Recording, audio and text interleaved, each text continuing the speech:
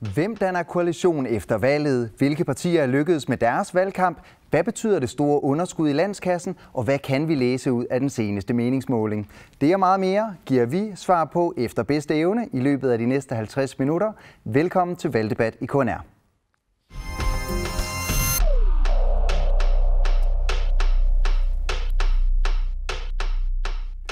Så byder jeg selvfølgelig også velkommen til vores ekspertpanel, hvor vi endnu en gang har Nea Paulsen, politisk kommentator og leder af journalistuddannelsen på Elise Mardouza-Fick, Inuuaq Petrusen, som er ekspert i politisk spin, og Daniel Thorleifsen, også politisk kommentator og leder af Grønlands Nationalmuseum. Velkommen til. Tak. Det er en uge siden, vi mødtes sidst. Hvordan har valgkampen ændret sig i løbet af den her uges tid? Er der noget, I har lagt mærke til? Ja. Det er gået hurtigt. Ugen er gået hurtigt, fordi der var en del og anderledes debatformer, hvor partierne mødtes to og to, og vælgerne mødtes med politikerne, og der var dueller og ditten og datten. Jeg synes, det har været mange. Det har været en travl uge i den politiske verden. Men jeg lagde mærke til, at det var meget få tilhørere nogle gange indimellem, hvor andre gange er der rimelig mange. Er der noget med tonen? Har den ændret sig den seneste uge, eller er det fortsat, som det har været hele tiden? Har I lagt mærke til nogle ting der? I hvert fald har jeg lagt mærke til, at Desut og demokraterne havde duel. Der fik Desuts formand en del tæsk fra demokraterne. Nærmest arrogant tæsk, fordi på mange måder har de haft de samme mærkesager i historisk perspektiv, hvor Desuts mærkesager i gamle dage nu er overtaget af demokraterne. Og den der skift af formand, det betyder også meget. Altså, en efterhånden erfaren Anda Uldum er hurtig i retorikken overfor Desuts nye formand, som kæmpede for sit. Ja, dem kommer vi ind på senere. Hvad med Siumut og IA? Hvordan har den seneste uge været mellem dem? Jeg synes, de har været skarpe begge to, meget skarpe. Jeg synes, det er gået godt for den begge, men der er også sket meget.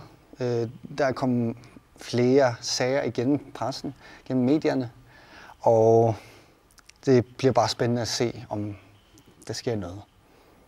Ja.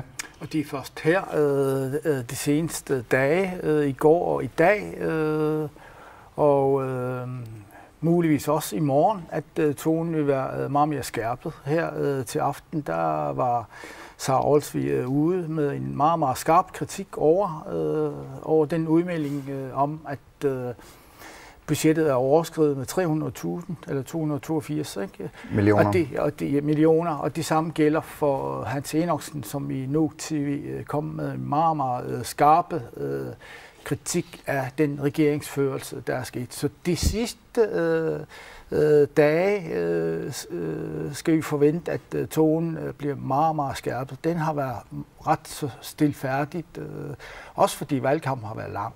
Ja, så nu bliver knivene væsset her de sidste par dage, så der rigtig kan komme et blodbad, eller?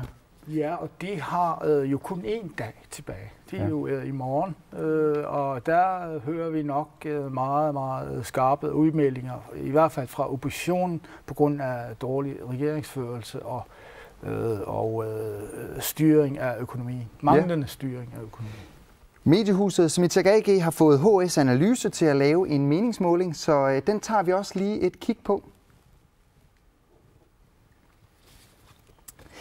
Ja, og det vi kan se, det er, at Siumut de ser ud til at have overhalet IA som landets største parti.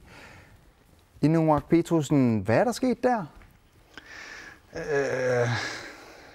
Jeg tror faktisk, det er de tvivlere.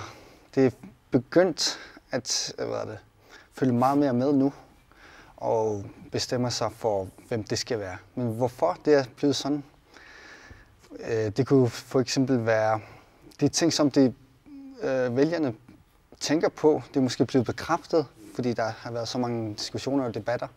Så det kan sagtens have været det. Ja, godt. Og man lægger mærke til, at fra seneste meningsmåling, der er Siumut jo gået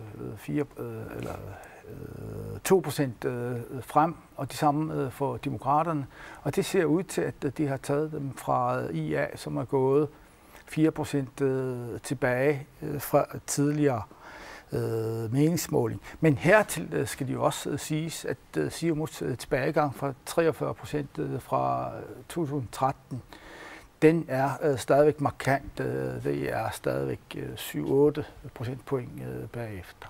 Ja. Men alligevel er de markant med IA's tilbagegang i meningsmålingen, og det skyldes nok primært den udmelding i Politiken.dk, som man har eller meget spind fra oppositionen om, at IA ikke ved, hvad de vil med en folkeafstemning. Og det er nok den, der har givet sig udslag i den meningsmål. Så det er lidt fra begge sider, at der er væsset knive. Siumut og den del, de angriber IA for slingrekurs, og så får de så tilbage på, at der ikke er styr på økonomien. Lige præcis. Godt, jamen vi går videre. Der har ikke rigtig været nogen af partierne, der endnu har tur eller vil pege på, hvem de eventuelt vil indgå i koalition på. Men der begynder måske alligevel at tegne sig et billede, så hvis vi nu finder krystalkuglen frem, Naja, hvem tror du så hvem ser du den koalition efter valget? Jeg har lagt mærke til, at Parti Naleraq, de er meget åbne for de siger, at de er meget åbne for eventuelt samarbejde, om det er Siumut eller IA eller Demokraterne.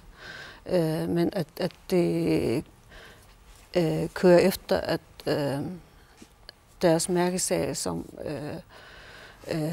at tage hensyn til de svageste i samfundet,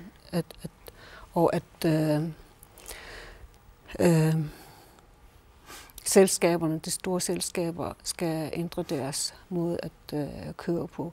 Det er sådan nogle mærkesager, som de vil køre frem med i forhold til eventuelt samarbejde. Ja, så Naleraq, de står nok som en del af nøglen her.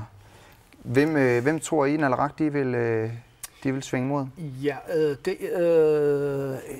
det skal siges her med den seneste meningsmåling, den er meget krumset. Forstået på den måde, hvis IA og Siumut ikke samarbejder med hinanden, så ser det ud til, at der skal være mindst 3 partier til at danne en regering. Så det er en svær øvelse, det skal igennem, fordi enten kan det være Siumut og Naleraq og Atassut, eller det kan også være IA og Demokraterne og Naleraq. Med mindre selvfølgelig, hvis ikke det bliver Siumut og IA.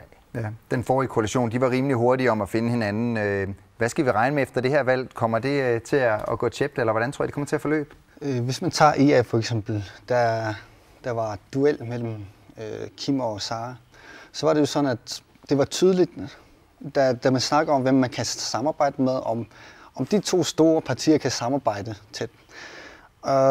Det var for eksempel, selvfølgelig siger begge parter, at det kan vi sagtens, vi er åbne, men så er der nogle ting, som vi ikke kan samarbejde mod.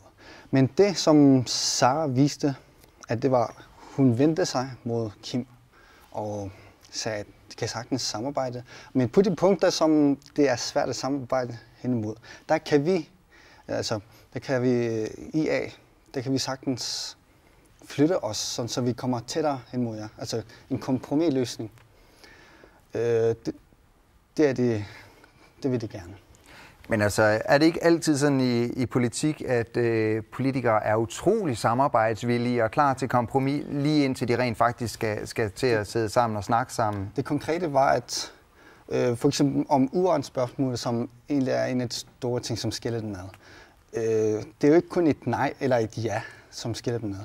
Her blev det foreslået, at man kunne mødes i midten. Og hvad er midten af ja og nej? Det handler om, fastsættelse af nævnelse af uranholdigheden, hvor meget man accepterer? Ja. Den anden ting, jeg har lagt mærke til i forhold til duellen mellem IA og Siumut, det er, at Kim Kielsen nærmest siger, at der skal være tag selv bord i forhold til kvoter, hvor IA er mere for bæredygtig udnyttelse af ressourcerne. På de punkter er de meget, sådan, i hvert fald i duellen, meget uenige, kan man sige. Men her på de sidste i dag for eksempel, der er alle for at give en ekstra kvote. Altså, Torskekvoten, den er lige pludselig blevet en del af valgkampen her. Selvom alle snakker om bæredygtighed, og nu ved man, at selvom Naturinstituttet har anbefalet 12.000, ikke? Nu er den på 18.000. Det er jo en del af valgkampen. Ingen tør at sige fra i sådan en kvotetildeling lige op til valg. Men er det sådan lidt, for det virker jo også som om, at Kim han er rigtig god til at gå ud og sige, Kim Kielsen, vi skal fange flere fisk, der er mange flere fisk, der er 12 millioner sæler og så videre, og hvor at IA og Sara Olsvig, de er lidt mere tilbageholdende og siger, at vi vil gerne undersøge tingene også, men tør ikke gå lige så aggressivt ud på det. Hvordan virker det på vælgerne? Det er jo 3 partier, som udtaler det, at vi har masser af fisk. Det handler bare om at gå ud og hente det. Det er selvfølgelig, det kunne sagtens være populistisk, men så begrunder de det med, at 12 millioner sæler. Ja, jeg ved ikke. Men også, at de bruger andre nordiske lande som Island og Færøerne som grundlag for, at de har deres egen fiskeripolitik, som giver meget mere til erhvervet, hvor IA siger, at der er grund til, at vi skal være forsigtige. Altså for eksempel, at vi har været udsat for kæmpe eller at blive ramt af selvfangst eller kampagnen. Der er problemet med bæredygtighed. Ja. Men hvis vi skal helt ind, så kan der er nogle rimelig klare kløfter mellem IA og Siumut. Tror I på et samarbejde, en koalition med IA og Siumut? Naja? Jeg synes, at jeg kan mærke, at der stadigvæk er kølighed mellem de 2 partier, hvor de sidste valgår, eller valgperioder, at det har været oppositionen. At det har været imod hinanden i lang tid, og at i de sidste år i hvert fald har der været meget, meget hård tone imellem de 2 partier. Det kan man godt mærke endnu. Så du har svært ved at forestille dig det samarbejde? Jeg tror, at hvis de øjner en mulighed for at etablere et godt samarbejde med nogle andre, så tager de chancen på den måde. Inuak Petersen, IA Siumut koalition, tror du på det? Det kan man godt. Det kan man sagtens. Hvad tror du på det? Det kan jeg ikke sige noget om, men det er fordi, der er jo kun få ting, som det er meget uenige om. Hvis du kunne sætte sig ned og blive enige om de ting, så kunne man godt. Mm-hmm. Daniel Thorlafsen? Ja, det er jo 2 nye partiformand.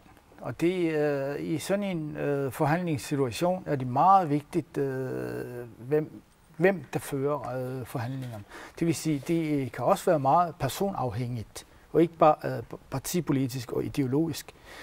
Hvis 2 personer kan sammen, så er der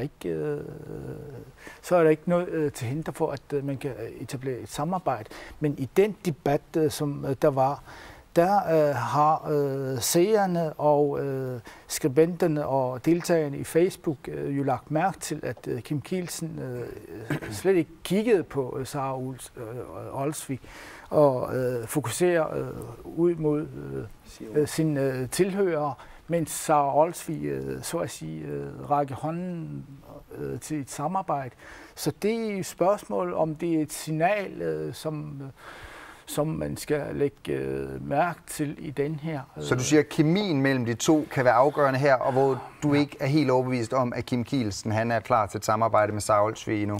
Ja, og dertil skal jo siges, at det kommer meget an på, hvem af de partier, der bliver den største. Hvis Kim Kielsens parti er den største, og Sara Olsvig den mindste, så kan man godt etablere et samarbejde nemmere, end hvis det var omvendt. Hvis det var IA, der var den største, og Siumut den mindste.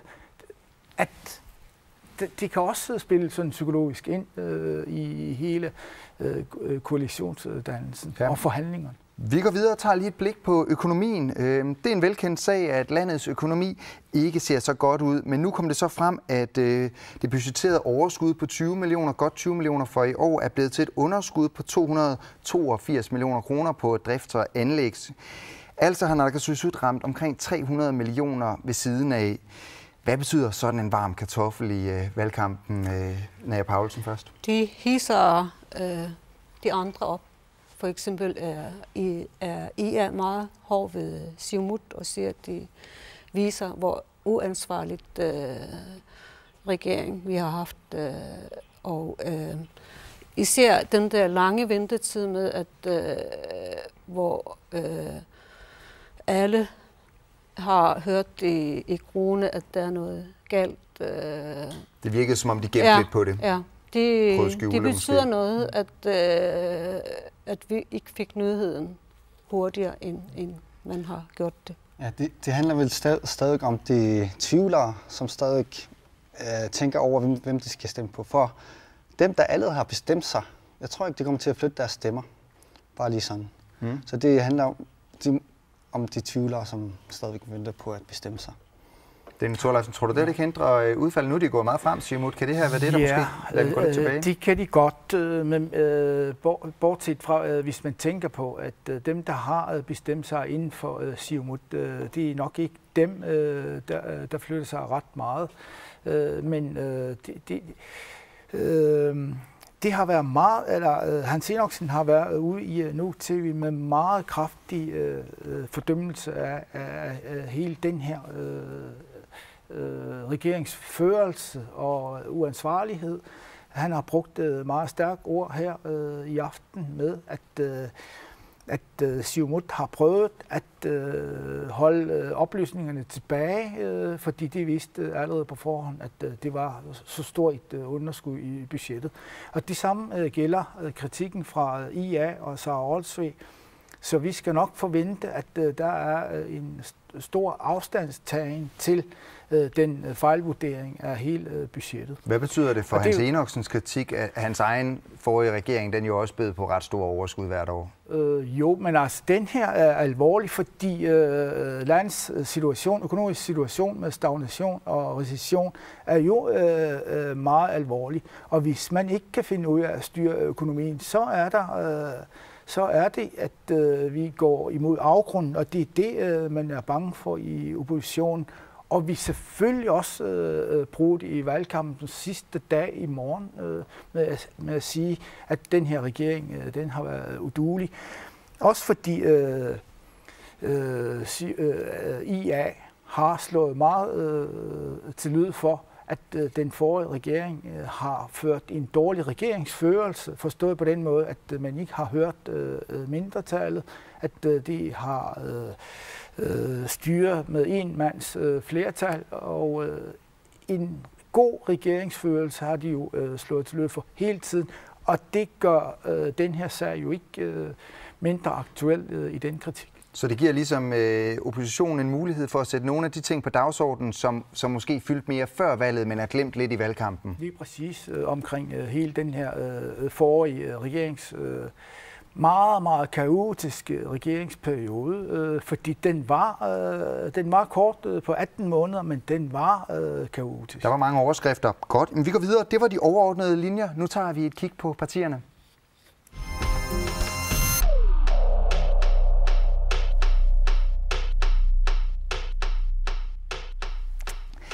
Vi starter med den store joker, Parti Naleraq, som vi har været lidt inde på. Det er et nyt parti med stor opbakning i befolkningen. Hvordan er de kommet igennem valgkampen indtil videre, Naja Paulsen?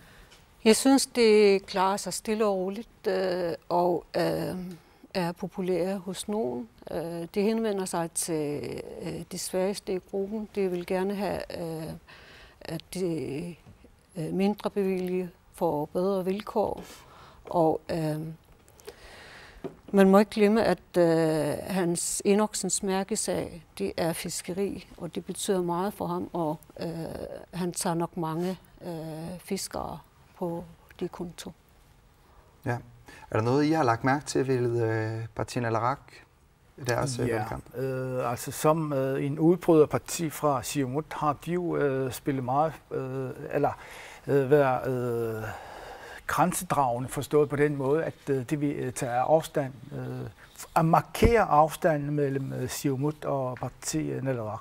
Og af den grund har retorikken også fra Hans Enoksens side til tider været ret skarp med en kritik af Siumuts regeringsførelse. Så det er helt naturligt, fordi det er jo et parti, der skal tage stemmer fra Siumut.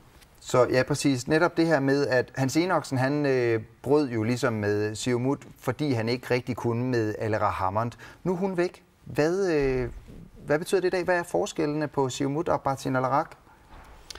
Der er jo stadigvæk forskelle på den måde, at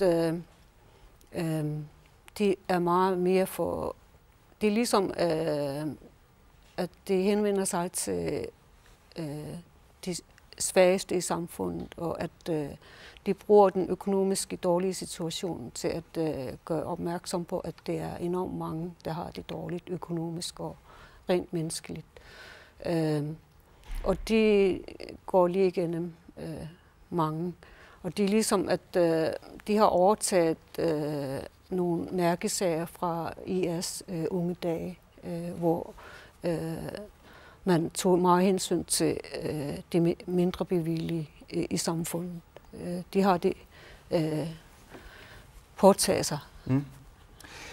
Jeg har lagt mærke til, at Partii Naleraq vil gerne undersøge en masse forskellige ting, men hvor meget sådan, konkret realpolitik har de præsenteret indtil videre endnu, tænker I? Altså man skal tænke på, at i forhold til de andre partier, så har det ingen midler til at føre valgkamp. Men de klarer sig godt, fordi i forhold til Partii Inuit, som blev til i sidste forrige valg, der kan man i hvert fald mærke, at de henvender sig både til danske og grønlandsksprogede vælgere, og de har en god fordeling. Men også, at de har overrasket med de kandidater, de har fået samlet. De er en god blanding på mange måder. Hvem ser I Partii Naleraq? Vi var lidt inde på det. Altså, hvem vil det være mest naturligt for dem at samarbejde med? Det er jo de svære. Altså, Hans Enoksen har jo været vant til at samarbejde med Kim Kielsen. Men altså, i forhold til den situation, som Siumut har været ansvarlig for, den situation nu i forhold til økonomi, og den hårde kritik,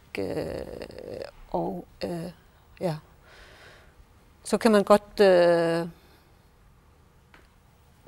i hvert fald have tendens til at tænke på, måske vælger han IA til at arbejde sammen med. Måske, altså, der i forhold til, hvor de står rent undersøgelsesmæssigt, der har de jo en god trumf at gøre godt med. Ja. Men hvis de skal gøre det, så skal de have en tredje parti med. Mm. Og så er det jo spørgsmålet, om det skal være Atassut eller demokraterne. Og så ved vi ikke, hvad Enoksen tænker om demokraterne. Så det er jo meget åben, men i hvert fald, hvis IA og Naleraq skal samarbejde, så skal de have en tredje med. Og de kan være afgørende, hvem de tager, og om IA i det hele taget kan samarbejde med. Jeg har min tvivl. Jeg har været rundt og slå en del på vandrørene, jeg lige hørt der. De virker som om de fleste, de tror på, at Naleraq de ender med at gå over til Siumut. At det ligesom er den vej, at Hans Enoksen, han skal nok kunne finde ud af det med Kim Kielsen. Hvor sandsynligt tror du, det er i Nuuk Petersen? Ja, alt er vel muligt. Jeg tør slet ikke sige noget om det.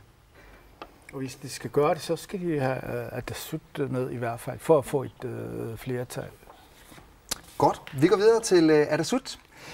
Atassut har været ude i en partiduel med demokraterne. Hvordan synes du, Daniel Thorleifsen, at det lykkedes Knud Kristiansen at overbevise vælgerne om, at de liberale vælgere om, at det er Atassut, de skal sætte deres kryds ved? Det var helt tydeligt, at det var demokraterne, der havde teten i den her. Også fordi Andreas Uldum, han er efterhånden sådan en garvet politiker i forhold til Knud Kristiansen, som lige at blive partiformand. Godt nok har Knud Kristiansen været medlem af tinget, men det var helt tydeligt, at det var Anda Uldum, der havde argumenterne i orden, i hvert fald hvad angår deres liberalistiske ståsted. Det mener jo begge to, at det er liberalparti, at det synes, som er meget traditionalistisk, nationalliberalt, mens demokraterne er socialliberale eftersigende. Og der synes jeg, at Anda Uldum klarer sig meget bedre i sine argumenter om, hvad liberalisme er for en størrelse. I sine eksempler med nedsættelse af selskabsskat, og så eksempler med, at han ikke kan gå ind for en ensprissystem, mens Atassut for eksempel går ind for den.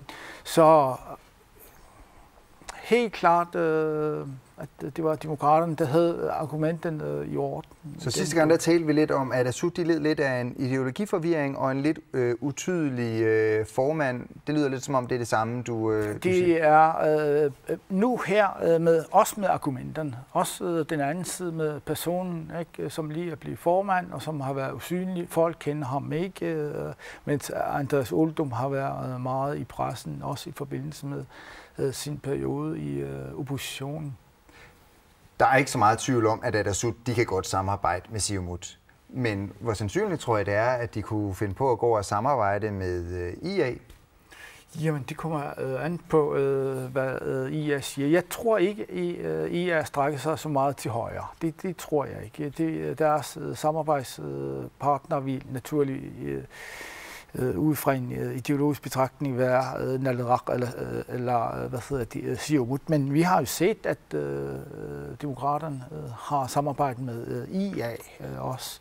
Men det var mere på grund af, at personerne og deres kemi ikke passede helt på det tidspunkt, da Kubi Kleist og demokraterne samarbejdede. De ville ikke samarbejde med Siumut af blandt andet også på personspørgsmål. Det var også det, jeg ville sige. Men i forhold til sidste gang, så er Knud Kristiansen blevet bedre, synes jeg. Han startede jo med, at han talte lidt kluntet. Men jo mere han kom frem, fordi han kom frem rigtig, rigtig meget. Og det endte jo med, at nu kender alle Knud Kristiansen. Og han er blevet meget mere rolig og sikker i sine taler. Så man kan godt se, at han har alligevel lært noget at være med i hele valgkampen nu? Ja, men altså starten, altså i den duel med demokraterne, der slog de også meget til lyd for, at de tog meget lang tid før, at der tog afstand fra Siumut, da de hele kollapsede. Så han bliver der, eller Atassut bliver også... De har nogle udfordringer? De har nogle udfordringer, fordi de bliver betragtet som en appendix til Siumut og har mistet meget af sin ideologi i den sidste. Vi går videre til IA. Ifølge HS' analyse, der i AG, så fortsætter IA's tilbagegang i Nungark Petersen. Hvad er det, de gør galt? Der er jo den der... midt under en valgkamp, så det sjove er, at der kommer alt det der store nyheder, som gør, at der sker ting og sager. Og for eksempel med Sara, der handler det jo om den der spørgsmål om artiklen? Ja, den artikel, der handler om den danske artikel. Om uran. Om uran og om hendes afstemning. Og, ja. Men så er der også sket mange ting. For eksempel, hvis man tager sidste år, lige præcis på det tidspunkt, så skete der også rigtig mange ting. Da IA stod sikkert til at vinde i det forrige meningsmålinger sidste år, så skete det, at Arctic Green Food, det gik konkurs. Og der var kvindernes kampdag til en kæmpe forværv til Alera. Og så kom den der rapport fra forskningsrapport og undersøgelse, der handler om, at bygderne, det er faktisk rentable. Altså påstanden om, at det ikke er rentable, det blev skudt ned på den måde. Så de ting plus Alera, det gjorde sådan, at det fik sådan en god sejr. Så der sker også nogle ting den her gang? Der sker også rigtig mange ting den her gang. Så hvor sandsynligt er det, at de kan vende deres tilbagegang her i løbet af de sidste par dage? Jamen, det er svært at sige. Det handler stadig om den tvivlergruppe, om de skal tage stilling til den der nedgang i økonomien, altså den der store minus, der er nu. Er det noget, som påvirker dem? Er det noget, som... Det handler om Siumut, hvordan det bortforklarer den situation. Men hvis man kigger på IA, så kan det også godt af og til virke, som om de taler meget til fornuften. Glemmer de lidt at tale til hjertet? Er det lidt det, de måske også taber på af og til? De gør jo meget ud af at ikke dele valgflæsk ud. Det gør det meget stærkt på. Ja. Hvad med de klare? Ja.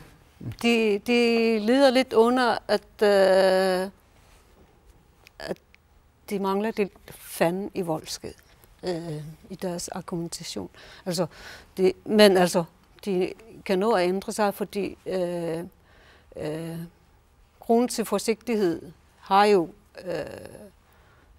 sin grund i den situation, vi er havnet i rent økonomisk, og det viser sig, at de har deres berettigelse, altså et kæmpe underskud. Det tåler ingen.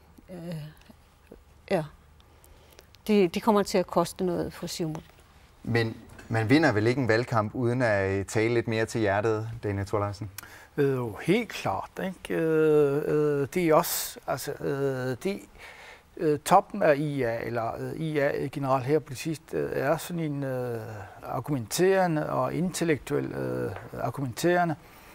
Og de er sådan nogle, der forklarer tingene på en ret kompliceret måde for menigmand, som er i en bygd, som er gået i 7 år i skolen.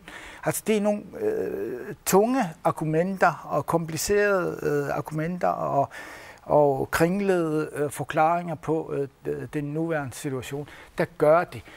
De skal tale sådan som ganske almindelige folk. Ligesom Inuit har sagt, ikke også, at de taler lige ud af posen, og det gør IA jo ikke, fordi det vil have deres argumenter i orden, og det kræver jo, at man har sådan nogle lange forklaringer om tingenes tilstand, og det gør så, at det kan være svært at forstå for mange grønlændere. Man kan også se udviklingen med Sara Olsvig til head-to-head-debatten mod Siumut. Der var det også klart, at hun talte tydeligere, hun talte langsommere, altså mere pædagogisk, kan man godt sige. Så på den måde har hun udviklet sig, og hun talte også hun talte kortere, uden store komplicerede. Men mangler de lidt de der helt klare budskaber, som man gentager igen og igen, ligesom Siumut jo lidt mere har? Altså mangler de det der, hvor at folk de ved, IA, de ved det her? Ja, men altså det har nogle kandidater efterhånden, som har deres speciale område. For eksempel med Aya Gemnit, som har det sociale område. Hun artikulerer sig som meget pædagogisk, også sådan med de rigtige argumenter, og slår til lyd for, at sådan og sådan og sådan skal det være. Og så det nogle enkelte i IA er meget klare i mailet og argumenterer og kort, ikke hele vejen rundt i komplicerede. Men hvis vi ser på den måde, de kom ind i den her valgkamp med, der var et hav af skandaler for Siumut, selvfølgelig med bilagssagen til slut, og nu har der så været det her underskud, der er kommet frem. Hvordan er det lykkedes IA at ligesom formøble det forspring, de har haft med den situation? Ja, her de sidste par dage startede man jo med at efterløse det resultat, eller kvartalsvis resultat af budgettet. Og i dag er man meget, meget klar i mailet, både fra IA og fra Parti Nalera. Og i morgen ser vi forhåbentlig, eller hvad hedder det? Forestillelse. Ja, men altså i morgen vil de skærpe tonen meget, og jeg tror, det kan være udslagsgivende for, at... Så partilederdebatten, den kan blive udslagsgivende simpelthen i morgen? Ikke bare partilederdebatten, men også hele dagen med radioavisens dækning og den kritik, der kommer, kan gøre, at tvivlerne og andre måske fra Siumut ser den store underskud i budgettet. Det kan godt være den, der kan vælte, eller hvad hedder det, der kan tippe over til IA's fordel. Vi går hurtigt videre til Siumut for også lige at komme ind på det. Men Kim Kielsen, han overtog det her kuldsejlede parti, men har tilsyneladende fået vendt skuden og blæser nu fremad. Hvad gør han og Siumut rigtigt i Nuuk Petersen? Ja, han gør det rigtig, rigtig godt. Han taler tydeligt, han artikulerer sig rigtig, rigtig godt, og så... Han bruger mange metaforer, når han taler. Han bruger symbolik og... Hvad er det for nogle metaforer og symbolik? Altså for eksempel brugen af ordet grønlandsk. Galaluk. Og så det med, at han er en retorisk mester, det kan man godt sige. Og så taler han til den enkelte menige vælger, når han er ude og tale til folk. Hvordan ser vi det her med, at han er en retorisk mester? Hvad er det, han gør sådan retorisk? Altså det lyder godt. Det han siger, lyder rigtig, rigtig godt i folks ører. Det er velformuleret og klart.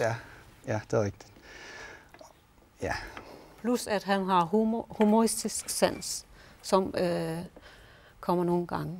Og at man kan godt mærke, når han bliver ophidset, så kan stemmen få en blive hævet op. Ja, han bruger også sin, den her finger, manglende finger, og den bruger han rigtig meget til at udføre sine små humoristiske dele. Og så det er også lidt sjovt, at han taler meget om de 4 søjler i deres økonomiske redningsplan.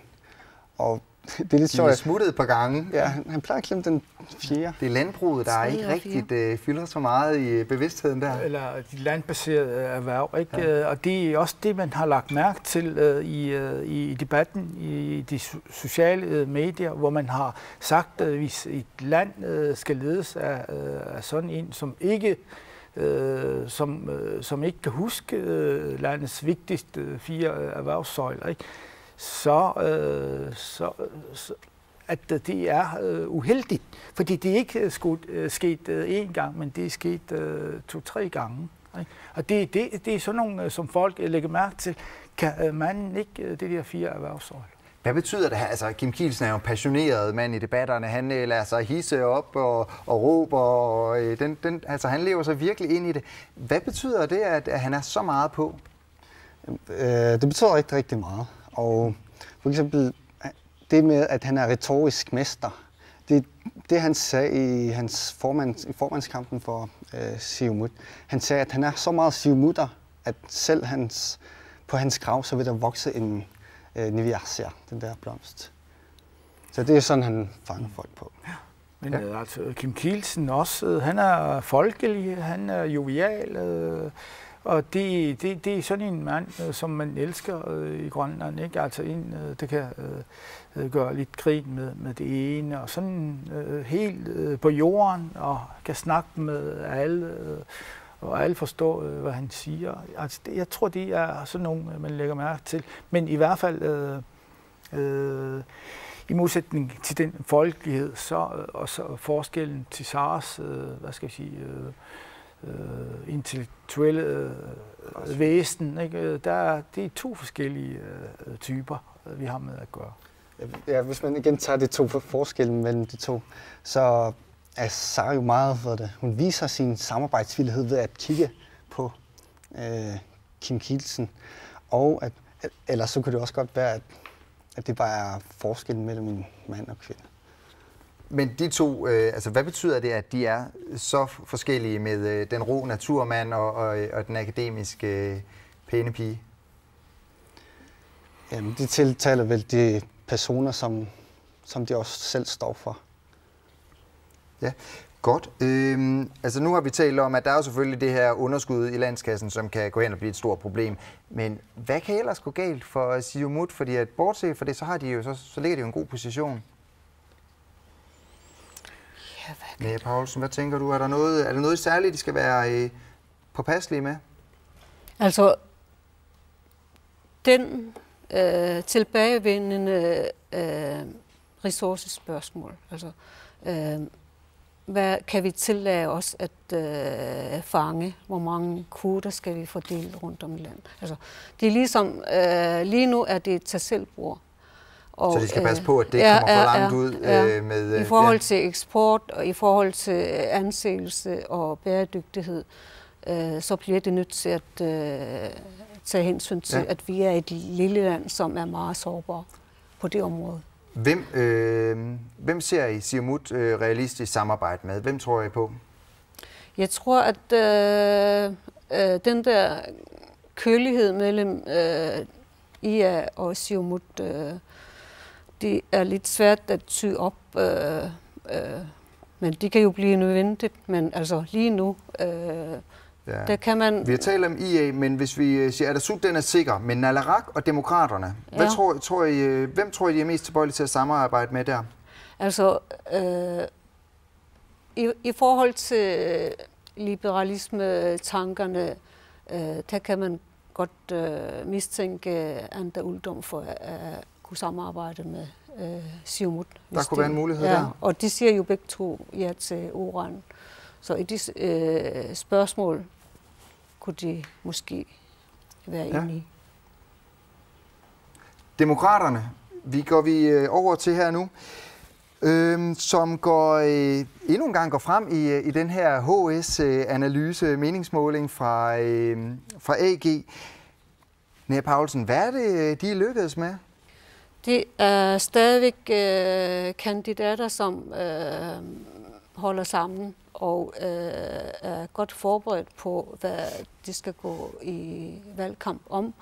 Og det bliver hjulpet af, at de har nogle unge kandidater, som har retorikken i orden og har tør at gå imod tabuer, for eksempel. I går viser debatten meget klart, at de kan godt sige imod de ømme punkter i samfundet, som Nive Olsen gjorde i forhold til eget ansvar. De har jo kørt meget den her rene ord for pengene. Vi gør, hvad vi siger, vi lover ikke så meget. Hvad betyder det her underskud på landskassen? Er det noget, de kan ligesom få noget ud af, Daniel Thorleifsen? Helt klart. De jo, altså, da de var i opposition, i koalition med IA og deres regeringsførelse, der har de lagt meget vægt på, at der skal være balance i budgettet og økonomien generelt. Og de har også her på det sidste været meget fremme med kritikken af en dårlig regeringsførelse og dårlig økonomisk styring. Og det vil helt klart også lå til lyd for, at det er den fejl, som Siumut gang på gang laver, som de vil påpege også i forbindelse med forhandlingerne om koalitionen, så vil det spørgsmål om god økonomisk styring være en af de første hurdler, som de skal affeje, hvis de skal samarbejde i hvert fald. Så økonomi og god regeringsførelse er IA's og demokraternes slogan, så at sige. Ifølge den her meningsmåling, så nærmer det sig jo de 10%. Er de så ved at være deroppe? Er det toppen, eller hvad ser du i Nora Petersen? I forhold til demokraterne, så ved folk, når de gerne vil stemme på dem, eller så ved det også helt tydeligt, at det ikke vil stemme på dem. Det er også blandt andet Nive Olsen, som den måde hun er. Folk ved nøjagtigt, om de elsker hendes måde at være på, eller om de fuldstændig ikke kan lide den måde, hun er på. Så man beslutter sig lige med det samme. Så det er et parti, der splitter, der ligesom, altså, der skaber følelser ved folk?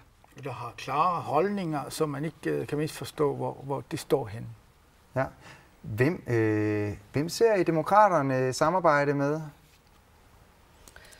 I forhold til erhvervsliv og økonomiske reformer, nedsættelse af selskabsskat, altså Baltzina Lerak snakker om de samme i forhold til selskabsskat, der skal ned, og at der skal skabes flere arbejdspladser, altså privatisering, ja. Og det skulle ikke undre mig, at de to kan finde sammen. Baltzina Lerak og demokraterne. Ja, også at Siumut med Lars Emil Johansen, hvornår var de i søndags, der slog til lyd for, at Royal Greenland skal privatiseres. De er jo en af de ting, hvis man skal lægge det i hele den her koalitionstænkning, så er der jo også meget privatiseringstanker hos demokraterne, og det ikke, så det kan måske... Men er de ikke, de har stået på hver deres side de sidste par valgperioder. Nu så vi sidst i duellen, hvor de står og duellerer om, hvem der er de rigtige liberale. Ja, men hvorfor det er ikke så voldsomt. Altså, det er ikke så langt fra hinanden. Grunden til, at det ikke kan sammen, det er nok den koalition mellem IA og demokraterne, der spørger i baggrunden. Men rent ideologisk kan det ikke være særlig langt, demokraterne og Atassut. Så sammen med Siumut kan vel tænkes ud fra en teoretisk betragtning. I forhold til den sidste valgkamp, så slår Siumut jo også efterhånden til to år for, at der skal nogle reformer til, hvor man mere satser på råstoffer sidst. Hvad betyder det for et muligt samarbejde mellem Siumut og demokraterne, tror jeg? Ja, det er jo meget enige om råstofpolitikken, eller i hvert fald uranspørgsmål. Så på den led er der jo ikke så langt mellem demokraterne og Siumut i forhold til IA og Siumut. Det er et stort spørgsmål, som de i hvert fald er enige om, som kan være med til at blødgøre, at de muligvis kan tilnærme sig hinanden. Hvem ved det? De har jo stillet med meget ungt og nyt hold i den her valgkamp. Hvem har været stjernen for demokraterne? Det er både Anda Uldum og Nivi Olsen. Det står meget klart. Ja. Anda Uldum, hvordan har han klaret det? Han har jo forandret sig siden sidst. Før var han sådan lidt, hvor han gik imod. Han havde Nivi Olsens rolle. Men nu som formand, så er han mere rolig og mere fattet, og ja, han klarer det rigtig godt. Han var mere en provokatør før, der prøver på det nye. Ja. Vi går videre til Partii Inuit. Meningsmålingen er ikke så god ved Partii Inuit, som ser ud til at være et stykke fra at komme ind med et mandat. Hvorfor er der ikke større tilslutning til dem i Nuuk Petrosen? Jeg synes, det handler om den rolle, partiet har. Hvis man deler partier i 3 forskellige dele, som handler om et parti, som udelukkende søger efter stemmer, eller et parti, som meget gerne vil sidde magten, eller et parti, som det vigtigste prøver at holde deres politik på plads og kompromitterer ikke med den slags. Og jeg synes, at de sidder i den sidste del, det vil sige, at deres politik er langt vigtigere end mange stemmer eller at sidde i magten. Så derfor, for eksempel deres budskaber om sprog og identitet, det er jo ikke økonomiske politikker, det er mere værdier for parti. Og sådan nogle værdipolitiske ting, det kan sagtens sælge, men spørgsmålet er, hvordan vil man gerne udføre dem? Daniel Thorleifsen? Ja, den sidste valgperiode er også kendetegnet ved, at der har været stor splittelse i befolkningen. Og det tror jeg godt, at det er en af grunden til, at det ikke har fået så stor en tilflytning. Det er, at befolkningen føler, at det har været med til at splitte samfundet mellem grønlændere og dansktalende. Så på den måde har de fået hård medfart siden deres start. Så nu, hvor det ikke har sin nyhedsinteresse og nysgerrighed over partiet, så har man set, okay, det er ikke de partier, som vi stemmer på. Også fordi de har været med til at splitte meget, i stedet for at samle folk. Men netop det her med nyhedsværdien, hvad betyder det, at de ikke har haft den her gang? Jeg synes, det handler også meget om medierne, deres forhold til medierne. Det er blevet beskudt rigtig meget i starten af valgperioden. Og deres anspændte forhold til pressen, eller nyhedsmedierne, det er faktisk noget, som for eksempel Nico, han er blevet rigtig, rigtig god til at svare. Medierne, for eksempel, da han var blandt til head-to-head mod Naleraq, så han klarede det rigtig, rigtig godt mod at svare og gå til angreb mod Stine Skifte, altså hende spurgte ting. De bruger mange kræfter på at angribe medierne. Ja, det synes jeg, en af deres politiske mærkesager, det er også, at forbedring af medierne. Mm. Så det handler måske om deres anspændte forhold til medierne. Men om det er forbedring, eller om det er styring? Deres politik er jo at flere penge til medierne. Mm. Ja. Og så er der jo så det her, altså strategien. Hvordan har deres strategi været anderledes i den her valgkamp, end den var sidste gang? Og hvad er deres strategi, tror jeg?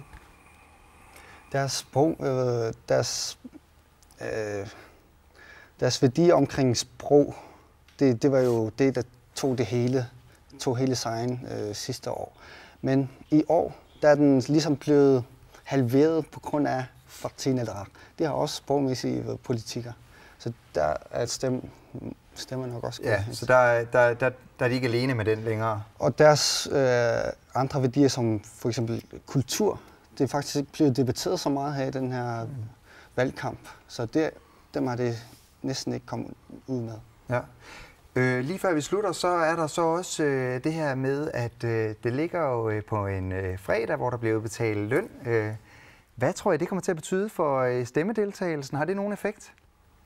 Ja, altså man kan jo godt tænke sig, at det er en rigtig dårlig dag til at gå på valg på, fordi det er lønningsdag, og ja. Men kan det ikke næsten gøre det til en endnu mere festlig valgdag? Det kan da godt være, at det giver den effekt, men altså, vi har tit set, at lønningsdag bliver brugt til meget druk. Hvad tror I forhold til altså det, at der har været lidt måske politikertræthed og lede? Hvad tror I, det kommer til at betyde for vælgerdeltagelsen den her gang, den torsdag? Altså valgkampen har været meget, meget lang. Så man kan allerede se, også i de udsendelser, som jeg har sendt fra Kyiv, der er næsten ikke flere folk tilbage. De er trætte, fordi det har været en meget, meget lang Træt efter en lang valgkamp? Også fordi det er gentagelser, løfter, selvom nogen siger, at vi har jo ikke råd til det på grund af den økonomi. Altså den retorik med, at man lover guld og grønne skove, som ikke er der. Ikke? Altså folk er efterhånden trætte af. Og det bliver det sidste ord. Tusind tak, fordi I var med. I morgen, der har vi partilederdebat, så der håber vi, I ser med, før vi skal til valget på fredag. Tak for i aften.